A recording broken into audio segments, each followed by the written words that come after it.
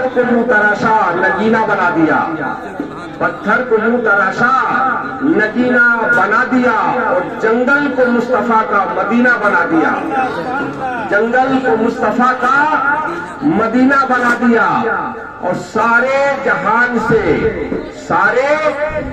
سے پھولوں کی خوشبو نچوڑ کر، سارے جہان سے پھولوں کی خوشبو نچوڑ کر رب نے میرے مصطفیٰ کا پسینہ بنا دیا، رب نے میرے مصطفیٰ کا پسینہ بنا دیا۔ اور اعلیٰ حضرت عظیم البرکت مجدد دین و ملت امام احمد رضا خان فاضل بریلوی ارشاد یوں فرماتے ہیں، کیا فرماتے ہیں آپ؟ مدینہ شریف کی محبت جب آقا دو جہاں صلی اللہ علیہ وسلم کی محبت میں گم ہوتے ہیں امام احمد رضا خان فاضل بریلوی تو یوں فرماتے ہیں کہ حاجیوں آؤ شہنشاہ کا روضہ دیکھو، حاجیوں آؤ شہنشاہ کا روضہ دیکھو، اور کعبہ تو دیکھ چکے، کعبے کا کعبہ دیکھو۔ سبحان اللہ۔ حاجیوں آؤ شہنشاہ کا روضہ دیکھو، کعبہ تو دیکھ چکے، اب کعبے کا کعبہ دیکھو، اور غور سے سن تو رضا طیبہ سے آتی ہے صدا، غور سے سن تو رضا طیبہ سے آتی ہے صدا، میرے آنکھوں سے میرے پیارے کا روضہ دیکھو۔ اور امام احمد رضا خان فاضل بریلوی ارشاد فرماتے ہیں، وہ سوئے لالا زار پھرتے ہیں، وہ سوئے لالا زار پھرتے ہیں، تیرے دن اے بہار پھرتے ہیں، تیرے در سے جو یار پھرتے ہیں، در بدر یوں ہی خار پھرتے ہیں، اور کوئی کیوں پوچھے تیری بات رضا، کوئی کیوں پوچھے تیری بات رضا، تجھ سے کتے ہزار پھرتے ہیں۔ یہ امام احمد رضا کا فاضل بریلوی کا عشق تھا، یہ ان کی محبت تھی۔ اور جانتے ہو امام احمد رضا خان فاضل بریلوی حج کرنے کے لیے جا رہے ہیں، میں 5 منٹ کے اندر اپنی گفتگو کو ختم کر دوں گا۔ امام احمد رضا خان فاضل بریلوی حج کرنے کے لیے جاتے ہیں، لوگ وہ بڑے مقدر کے دھنی ہیں، وہ لوگ جو حج بیت اللہ کر دے جاتے ہیں۔ جانتے ہو جب حج کرنے لوگ جاتے ہیں تو کیا ہوتا ہے؟ کعبے کا طواف کرتے ہیں، کعبے کا طواف کرتے ہیں، مینا میں قربانی دیتے ہیں، مزدلفہ میں ٹھہرتے ہیں، شیطان کو کنکر مارتے ہیں، زمزم آب زمزم پیتے ہیں، اور صفا و مروہ کی سعی کرتے ہیں۔ اس کے بعد کیا ہوتا ہے؟ یہاں کے ارکان پورے ہو گئے تو جاؤ مدینہ شریف، مدینہ شریف کے اندر 10 دن قیام کرتے ہیں، قیام کرنے کے بعد 50 وقت کی نماز پڑھتے ہیں۔ اور یاد رکھو جس کے دل میں مصطفیٰ کی محبت نہیں، وہ لاکھ سجدے کر لے، وہ لاکھ جو ہے حج کر لے، نہ اس کا سجدہ قبول ہوگا نہ اس کا حج قبول ہوگا۔ امام احمد رضا خان فاضل بریلوی حج کرنے کے لیے تشریف لے جائے۔ اس وقت کا زمانہ ہے جب پانی سے لوگ حج کرنے کے لیے جایا کرتے تھے، پانی سے حج کرنے جاتے تھے۔ اب آپ کی والدہ بھی آپ کے ساتھ میں ہیں، آپ حج کرنے کے لیے جا رہے ہیں، اور جاتے جاتے کشتی کے ملاح نے جو ہے وہ اعلان کیا کہ یہ کشتی اب آگے نہیں بڑھ سکتی۔ کیا اعلان کیا؟ یہ کشتی مجدھار میں پھنس گئی ہے، ایک بھور میں کشتی پھنس گئی ہے، اب آگے نہیں بڑھ سکتی۔ اللہ اللہ، اب ذرا سوچو تو صحیح، وہ انسان جب سمجھ لے کہ ہماری موت ہماری نگاہوں کے سامنے ہے، اس وقت اس کا حال کیا ہوگا؟ انسان جب جان جائے کہ موت کے آغوش میں ہم جانے والے ہیں، چند منٹوں کی زندگی ہمارے پاس بچی ہوئی ہے، اب نہ تو اب معاملہ کیا ہے؟ وہ کچھ کر نہیں سکتا۔ کشتی کے ملاح نے، کشتی چلانے والے نے یہ اعلان کر دیا کہ یہ کشتی اب بھور میں پھنس گئی ہے، آگے نہیں جا سکتی ہے۔ جانتے ہو اس وقت یہ معاملہ جب آپ کی والدہ نے سنا تو احمد رضا کو ڈھونڈ رہی ہے کہ میرا بیٹا احمد رضا کہاں ہے، میرا لقب جگر احمد رضا کہاں ہے۔ ڈھونڈتے ڈھونڈتے جب امام احمد رضا خان فاضل بریلوی کے پاس آپ کی والدہ محترمہ پہنچتی ہے تو کیا دیکھتی ہے کہ امام احمد رضا قلم لیے ہوئے ہیں، کاغذ لیے ہوئے ہیں، اور مصطفیٰ کی بارگاہ میں نعت شریف لکھ رہے ہیں، اور زبان حال سے اپنی والدہ کو کے سناتے ہیں کہ ان کی مہک نے دل کے گنچے کھلا دیے ہیں، ان کی مہک نے دل کے گنچے کھلا دیے ہیں، جس راہ چل دیے ہیں کوچے بسا دیے ہیں۔ آنے دو یا ڈبو دو اب تو تمہاری جانب، آنے دو یا ڈبو دو اب تو تمہاری جانب، ارے کشتی تمہیں پہ چھوڑی لنگر اٹھا دیے۔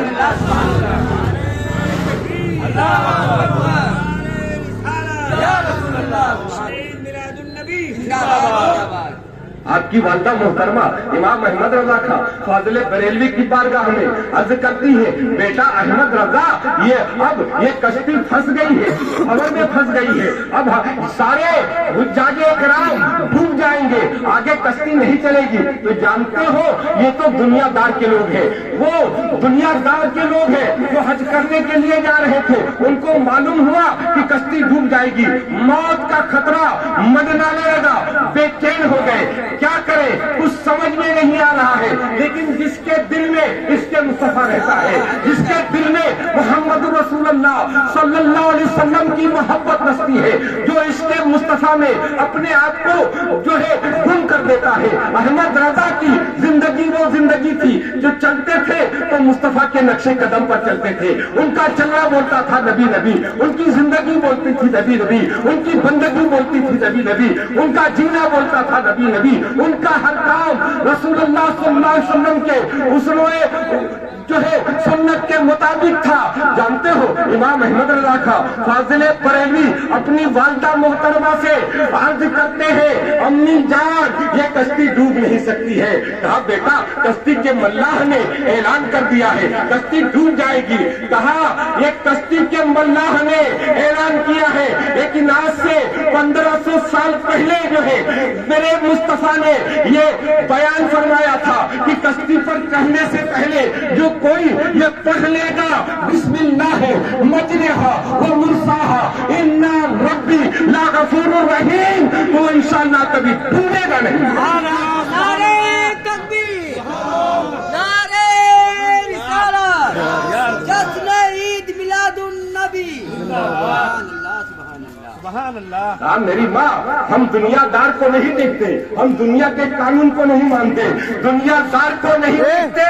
احمد رضا اپنے زبان حال سے فرما رہے ہیں، امی جان ہم دنیا دار کو نہیں مانتے، امی جان ہم دنیا دار کو نہیں مانتے۔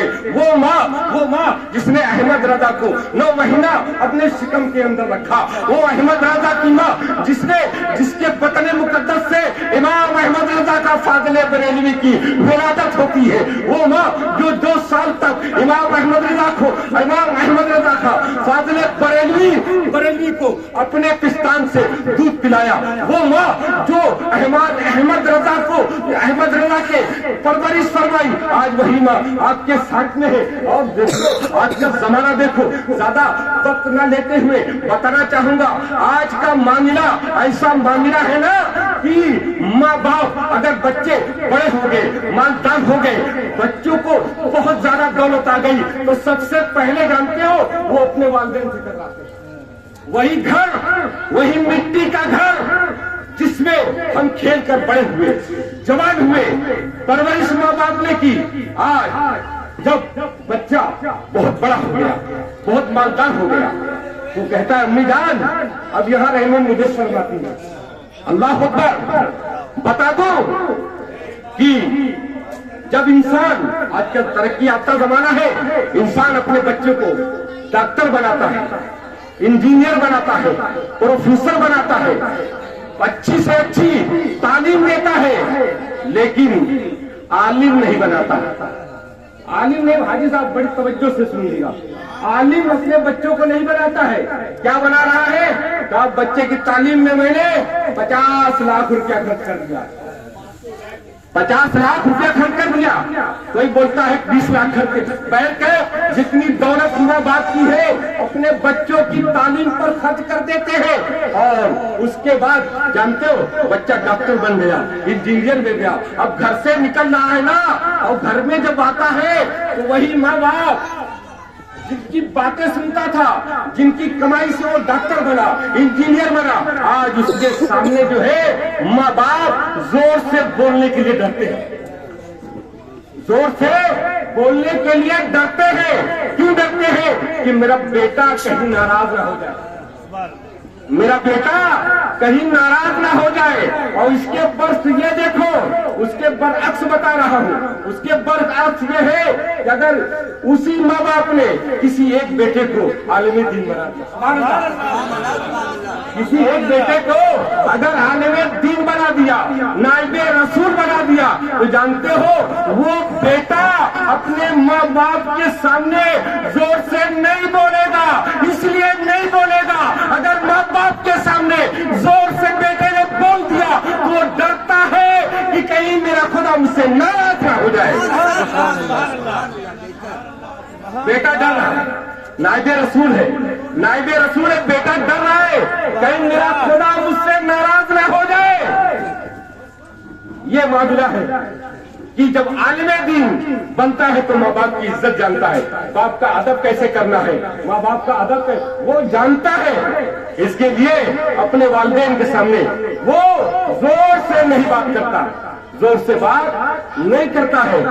تو ذرا سوچو تو صحیح، آج کا معاملہ یہ ہے کہ دنیاوی تعلیم کے ساتھ دین کا بھی تعلیم دلاؤ. حضرت نعرے تکبیر، نعرے رسالت، نعرے رسالت. حضور عارف ملت، حضور عارف ملت. جشن عید میلاد النبی، جشن عید میلاد النبی.